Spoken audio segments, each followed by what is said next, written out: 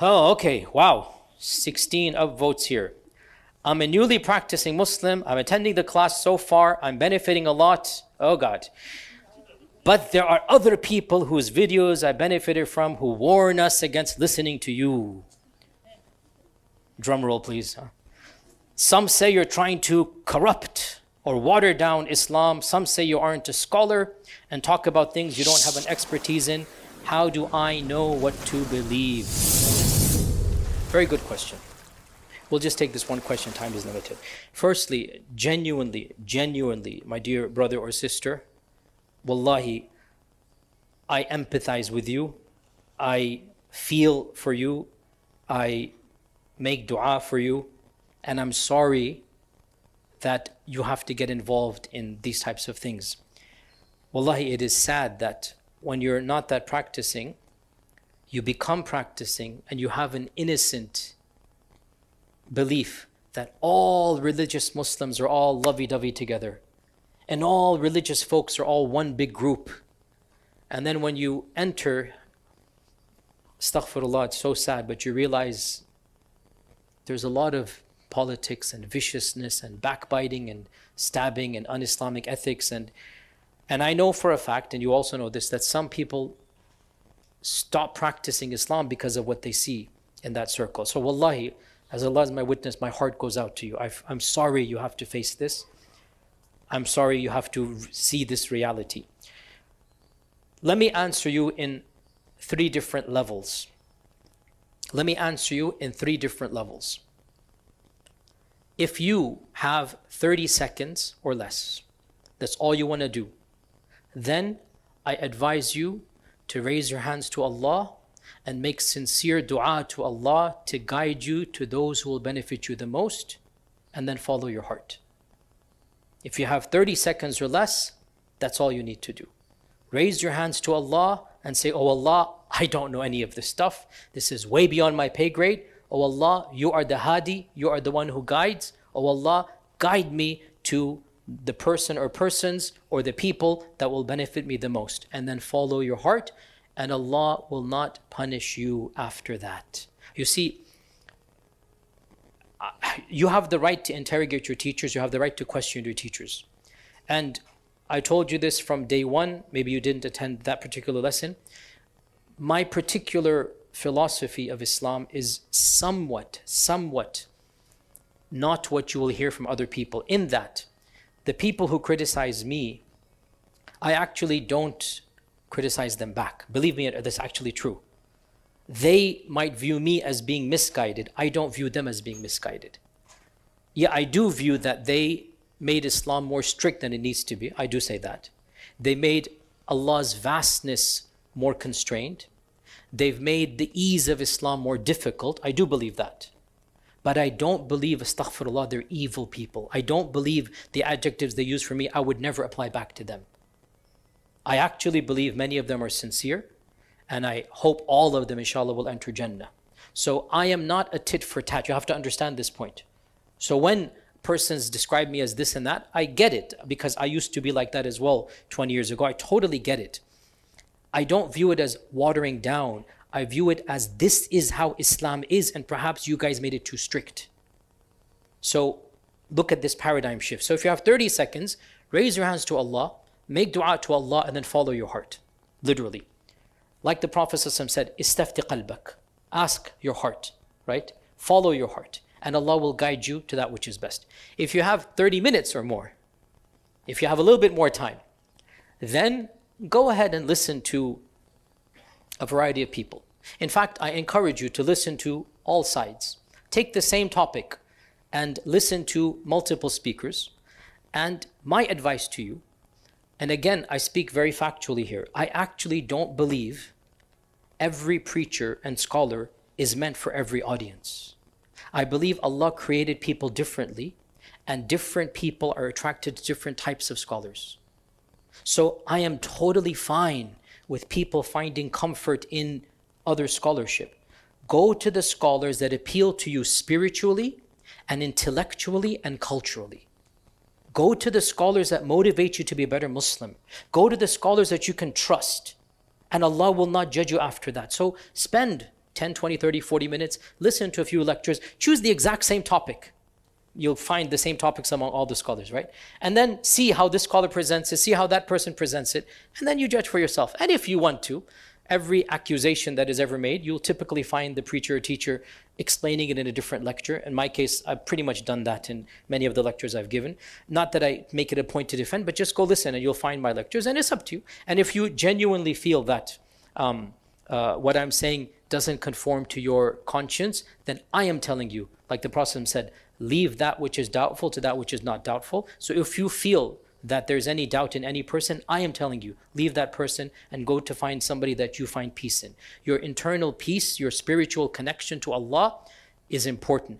I do add though, that make sure the person you find motivates you to be a better Muslim. You want somebody that encourages you to be closer to Allah, encourages you to have better etiquette with fellow human beings, encourages you to be more spiritual. And that's a sign of, inshallah, correctness. So anybody that does that, and actually, in my opinion, all mainstream movements will do that. So I am not at all discouraging you from any other, person or ideology. So this is the second level. If you have 30 minutes or more, listen to multiple people, and then you make up your mind based upon intellectual. The first level, you make a conscience decision. The second level, you make an intellectual decision. Is that clear? What is the third and highest level? For those that truly want to be leaders, movers and shakers, I actively encourage you to listen to my critics and to me. I actively encourage you to benefit from everybody out there, because everybody has something to give. Wallahi, even my worst critics that are Muslims, they have lectures that are beneficial for the Ummah. And I encourage you to go listen to them, because I don't believe that a person is all evil. And I'm not treating you like 5-year-olds to tell you, don't listen to so-and-so. Yes, I tell my 5-year-old, if I have a 5-year-old anymore, I had a 5-year-old say, hey, you kid, don't listen to that. Okay, but we live in a modern world, and you're going to be exposed to a lot of ideas. And you're going to have to learn to navigate those ideas. And who am I to put, earplugs on you, don't listen to this, don't listen to that. No, I would actually want my core students that really want to benefit, that they listen to me and they listen to my worst critics as well. And they take the good, and if there's something other than good, they don't take it from them. And they take the good from me, and without a doubt, I'm a human being. And I have no doubt that there will be mistakes I made. I have made plenty of mistakes. I've had to pay the price for it to this day, whether it's a slip of the tongue, whether it's whatever it might be. I'm a human being. And without a doubt, I would have opinions I believe are correct, but they're not going to be correct. That's the way humans are. There's only one infallible person, that's the Prophet ﷺ. So if you really want to get to a level of scholarship and dedication and benefit, I would actually say, listen to everybody that is preaching a version of mainstream Islam. Heck, even listen to non-Muslims when they have benefit, because the Prophet ﷺ said, Al-hikmatu dallatul mu'min. Wisdom is the lost item. The lost item means if you find something in the desert and there's nobody there, you have the right to take it. If there's no label, it's going to perish or whatever, you find a bottle of water, right? Opening and evaporating. Nobody's there, you have the right to take it. That's the dalla, right? So the Prophet's hadith says that wisdom, this is the lost item of the believer. Wherever he finds it, he takes it. Go listen to TED Talks that are a benefit. They're not even Muslim. Go listen to that. Go listen to anybody that has something to benefit you, and you will be a better person. And inshallah, make dua to Allah to guide you, because the counter is that, oh, how do you know what's right and wrong? And the response is, well, it's not going to come just simply by blindly following you, is it? Right? I'm going to have to make up my mind. I'm going to have to ask Allah for help and make my way through. So these are the 3 levels I ask you. Number 1, 30 seconds, make dua, follow your conscience. Number 2, 30 minutes, listen to both sides, make an intellectual case, and bismillah. And number 3, everybody has something to benefit from, and take the good from everybody. And other than that, just ignore and move on. We have far bigger problems. I do believe these minor issues that people criticize me or others for, they're utterly trivial. So what if I have an opinion that is different than you? So what? I'm not the only one to hold it. Plenty of people before me have held it. But to make this such a big deal and to use the adjective to use, I think this is unbecoming. And I think it is creating a bigger issue out of something that's relatively small. But again, that's my opinion. And my critics think, no, this is a very serious issue. Okay, so you have to make up your minds. I have no need to defend myself. I have no desire to do so. Whoever likes what I say, alhamdulillah. Whoever doesn't, alhamdulillah. Fi kullin khair. Islam is above individuals. I want you to know this, but we'll conclude on this point. Islam is above individuals. Allah doesn't need me nor my critics to defend this religion. This religion will last beyond us. So do not tie your religion to an individual other than the Prophet ﷺ. It is reported Ibn Taymiyyah allegedly said, allegedly because there's dispute exactly to say this, that if Imam al-Bukhari had never come, Allah Azza wa Jalla would have still preserved his religion. The religion was not dependent on him.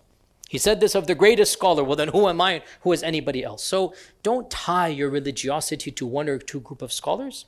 I think this is not appropriate.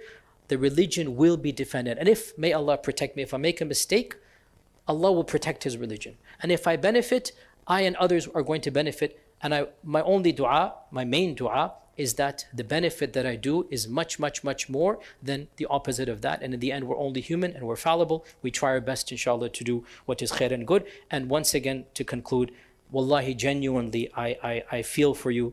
And I wish you didn't have to see this vulgarity. And from my side, I ask Allah to keep me sincere and to forgive those that are sincere from my critics. They are already forgiven. No big deal. And I will meet them inshallah in Jannah if we're all pure. And those that are insincere, they have bigger things to worry about than my mistakes if you're insincere. So leave these trivial things, but in the end, these are the three levels. And may Allah guide all of us. And with this, inshallah, we'll see you all next Tuesday. Jazakumullah khair. Assalamu alaikum wa rahmatullahi wa barakatuh.